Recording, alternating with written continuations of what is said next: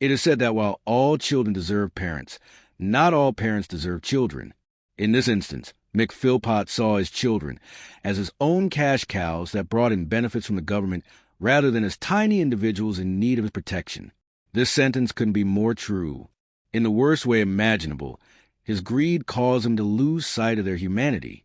He was an egotistical, fame-hungry maniac who made everyone's life miserable.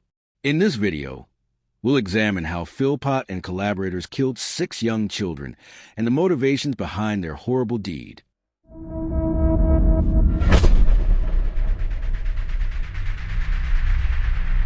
Now, let's begin in 1956. Mick Phillpott was born in Derby, England. He was notorious for having 17 children with several different women. You would be gravely mistaken if you believed that he had so many children because he loved them. He was essentially lacking in nurturing traits. His destructive pattern of conduct with women and children began with his first relationship at the age of 19, and he was actually a very violent and unpredictable man. He charmed Kim Hill, a 15-year-old, and they started dating. Kim initially thought Phillpott was a perfect companion, but it didn't take long for him to turn abusive in every way imaginable. His violence was so out of control that he even began beating her in public. In one instance at a pub, Phillpott struck Kim across the mouth with a pool cue. Needless to say, she began to bleed profusely, but no one dared to stop him or try to help her. He would find any excuse to hurt her. For instance, Phillpott once used a hammer to break her arm and fracture her kneecap after giving a baby she was watching too much attention. When he returned from postings as a member of the British Army, he would physically abuse her and falsely accuse her of adultery. Additionally, he once used a crossbow to shoot Kim in the groin because he thought her clothing was too short. In order to keep Phillpott safe, Kim frequently lied about the reason for her injuries while she was still in school. In July 1978, after 2 years of mistreatment, Kim found the strength to split up with Phillpott. Phillpott responded by breaking into Kim's house and going AWOL from the army. He used a 9-inch knife to attack her in bed, stabbing her 27 times. Kim claims that he threatened her, saying, "If I can't have you, no one else will." Phillpott stabbed Kim 11 times when her mother interfered. Kim narrowly made it, as did her mother. Despite suffering severe injuries, her mother, a nurse, crawled to a phone and sounded the alarm. When paramedics arrived, Phillpott was still holding the bloody knife on the steps. "I won't bother," he assured them. "She's not coming back. I have performed admirably on her." As surgeons fought to save her life, Kim literally passed away twice, once in the ambulance and once on the operating table. Phillpott had stabbed her in the back, wrists, and legs and cut her stomach open. She had liver, kidney, and bladder punctures in addition to collapsed lungs. Phillpott was convicted guilty of attempted murder and grievous bodily harm after lying during the trial and claiming he stabbed her in self-defense. After serving barely 3 years and 2 months of his 7.5-year sentence, he was freed. Records show that this early release was a result of his excellent behavior. It goes without saying that he got nothing more than a slap on the wrist and had no motivation to alter his twisted ways. While incarcerated, he wrote to Kim apologizing and even making a marriage proposal. Kim was devastated by this awful incident when he was freed, and 40 years later, she is still having treatment as she remembers her terrible life with Phillpott. Phillpott wed Pamela Lomax in 1986 following his release from prison. He persisted in his aggressive behavior even after they had 3 children together. Knowing what had happened to his former partner, Kim, Pamela was too scared to report him. She hoped that he would move on, and in 1993 he did. At the age of 37, Phillpott started seeing Heather Keogh, a 14-year-old. When Pamela found out about the affair, she left him. The adolescent on her 16th birthday, Heather fled from her parents to be with him. They had 2 boys. She was mistreated by Phillpott, who once beat her for not bearing a girl. He even instilled violence toward Heather and his older sons. Heather did not conceive again, despite Phillpott's desire for her to have more children. She told police that Phillpott had put a knife to her throat when she attempted to leave him, and that she was frequently punished by being confined outside the house in the garden. She eventually managed to get away from him by climbing over the fence. Before regaining custody of her children following a protracted legal struggle, Heather was forced to briefly leave them. According to her, Phillpott was both charming and angry when they first met. Phillpott first met 19-year-old Mairead Duffy in 2000. She claimed that Phillpott became her guardian angel when she recently ended an abusive relationship as a single adolescent mother. Soon after he assumed care for her son and proposed to her in the hospital following the birth of their first child, Jade, they moved in together. He also started dating Lisa Willis, a 16-year-old orphan who was also a single mother. The following year, she moved in with him and Mairead after becoming his mistress. Perhaps as a result of Phillpott's controlling influence, Lisa and Mairead grew close. Lisa claimed to have treated Mairead's children as her own, and they frequently confided in one another. This certainly shows a pattern. When Phillpott first met each of the three women in his life, they were all teenagers. They had been successfully groomed while they were at their weakest. In May 2003, Phillpott wed Mairead, and Lisa was a bridesmaid. After that year, Phillpott shared a 3-bedroom council home with both ladies and their 11 children. While he was unemployed, both ladies worked and received government assistance and their wages. In an effort to increase his welfare payouts, Phillpott made a concerted effort to have more children. He asked for a large council house to house his expanding family, but his request was turned down because it wasn't available. In 2003, Mairead wed Mick. Phillpott dismissed critics and publicly defended his way of life, taking pride in his huge family. He claimed that because he was unemployed, he should have received more government support and faulted the municipality for failing to provide suitable housing. In an attempt to draw attention to his housing predicament, Phillpott made an appearance on The Jeremy Kyle Show in 2007. Phillpott defended his way of life and unemployment on the show, saying that his criminal record and media attention prevented him from finding employment. When asked about his parenting and career prospects, he became irritated and got into a fight with host Jeremy about his careless lifestyle. He defended himself on the show by making an ugly gesture and told the presenter to talk to that pal, talk to that, after the host maintained he had had a vasectomy. On the broadcast, Phillpott publicly acknowledged his unusual living arrangement by introducing his first wife, Mairead, and his second wife, Lisa Willis. He asserted that he didn't give a damn about what people thought of his way of life and big family. In order to avoid making Lisa feel excluded because she did not have the Phillpott family name, Phillpott also stated that he was willing to divorce his wife in order to marry Lisa. After it was discovered, he had 2 more children and was branded Britain's biggest scrounger. Phillpott's attempt to secure public support for a large house failed because he was earning £25,000 annually on benefits. In a 2007 episode of a documentary series, Phillpott was visited for a week by then-Conservative Member of Parliament Anne Whitcomb, who attempted to convince him to alter his way of life. She secured 3 jobs for Phillpott. One of them was with a barrel manufacturing company, but the job fell through since he failed to show up for work on the first day. According to the documentary, Phillpott lived in a caravan in his garden, where he would alternate nights with his mistress and wife. According to the MP, Phillpott used the term bitch to describe both his lover and wife and showed no concern for anyone. She also saw that none of his kids asked for his devotion. Many people, however, were unable to comprehend why the ladies in his life either accepted or even loved their situation.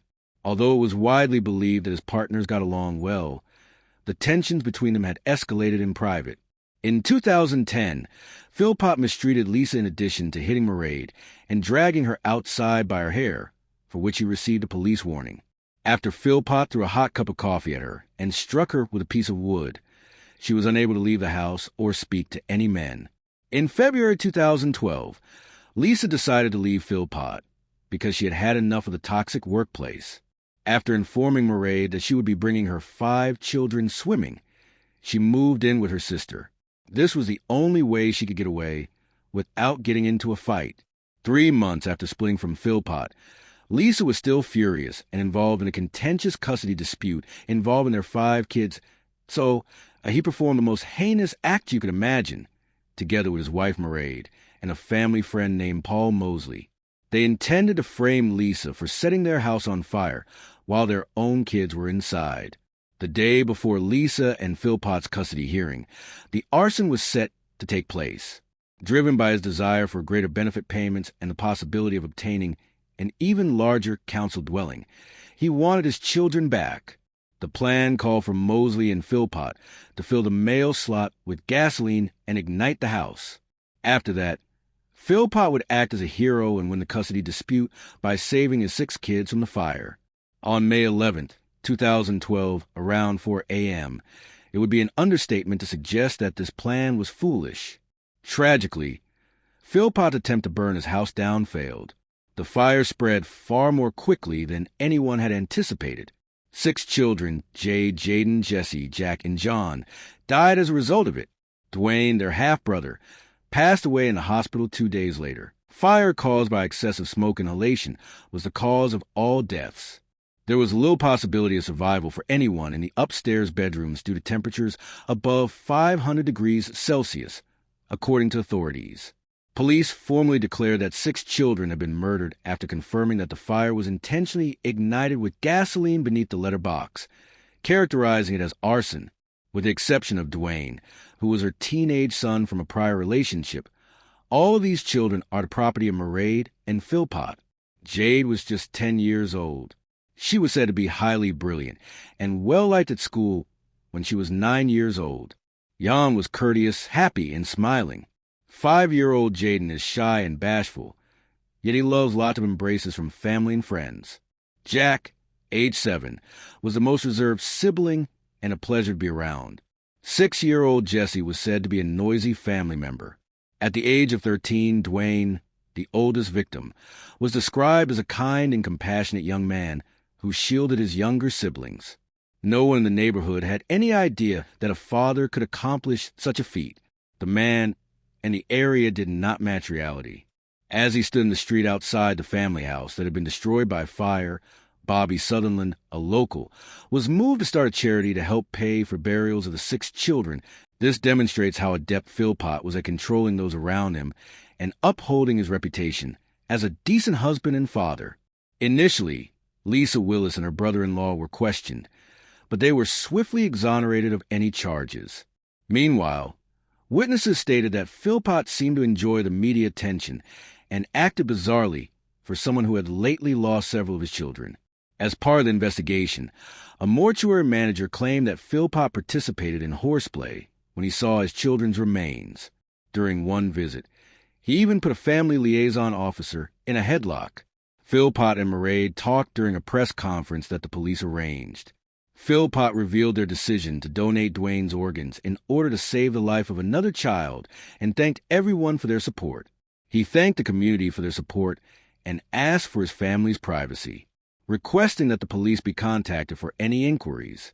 In fact, police concerns were raised by this press conference. Phillpott's actions, such as flirting with a female police officer, were clearly wrong. He called her beautiful, she said, and implied that he wanted her to return to his hotel. Forensic evidence that connected the Phillpotts to the crime was discovered by the police. In November, forensic investigators found that the Phillpott and Mosley's clothing had gasoline on it, and a discarded gas container and glove had been recovered close to the residence. They installed a recording device in both their hotel room and the police car in order to get more information. Phillpott made embarrassing remarks in the taped talks, including claiming that it was his fault. They lost their family and kids. "You definitely stick with the story," he can be heard saying. "I didn't intend to ruin my life." Additionally, Phillpott was caught on camera witnessing Mairead execute a sexual act on Paul Mosley. Phillpott, their collaborator, was overheard telling his wife, "I'm proud of you because you didn't want to do it." Mosley said in police questioning that he had sex with Mairead over a snooker table just hours before the fire started. It is thought that Phillpott persuaded Mosley to do this in order to maintain his allegiance to their cause.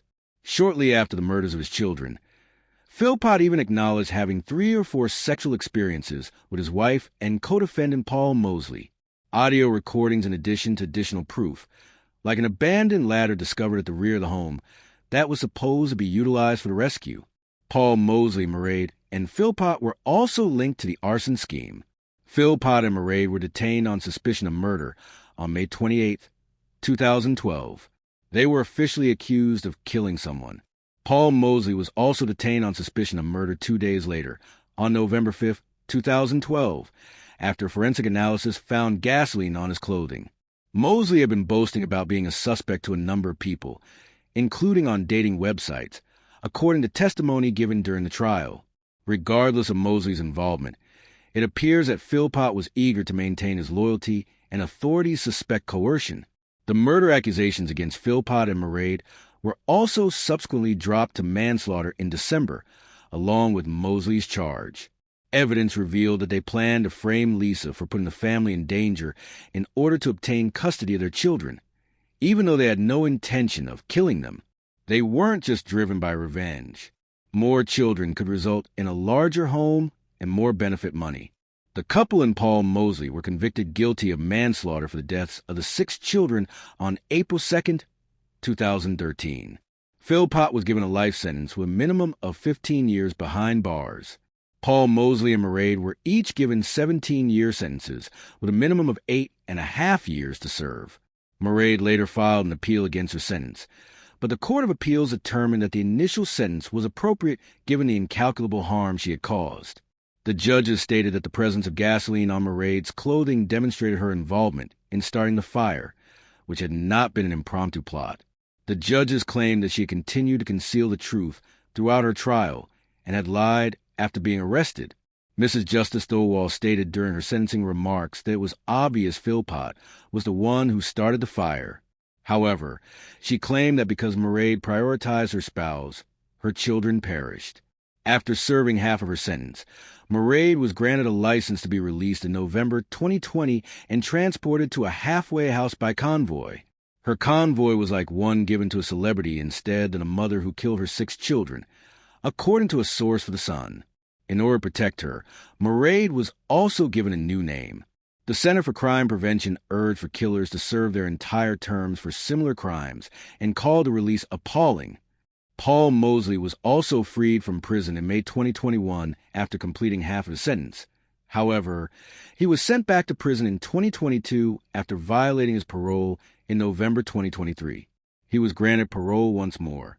The panel declared that it was convinced that incarceration was no longer required to protect the public. Thus, while Mosley and Mairead are at liberty, Phillpott is currently serving his minimum 15-year sentence in prison.